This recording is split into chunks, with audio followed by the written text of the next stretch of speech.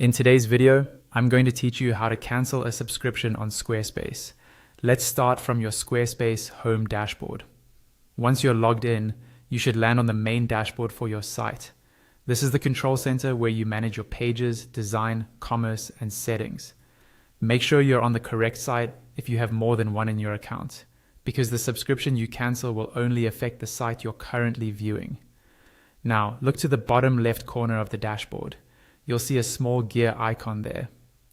This gear icon is your shortcut to the site's general settings and configuration options. Go ahead and click that gear icon. When you do, a new panel or page will open with a range of settings related to your website. Within this settings area, you want to locate the billing section. Billing is where Squarespace keeps everything related to your payments, invoices, and plans. Click on billing to open it.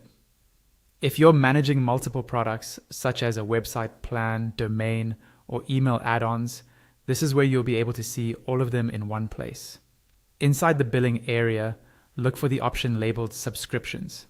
This is the section that lists all the recurring services tied to your account, such as your website plan or any other paid Squarespace services. Click on Subscriptions to continue. You'll now see a list of your current subscriptions. Under the heading that says Active Subscriptions, find the specific subscription you want to cancel. This might be your website plan or another add-on, so double check you've selected the right one before proceeding. Click on that subscription to open its details. Within the subscription details, you should see an option to cancel the subscription. Click on Cancel Subscription. Squarespace may show you a confirmation message or ask you to confirm the cancellation again. Take a moment to read any notes about when your access will end, since in most cases, your site or service will remain active until the end of the current billing period, even after you cancel. Confirm the cancellation to finish the process.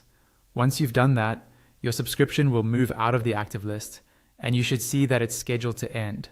That's all you need to do to cancel a subscription on Squarespace.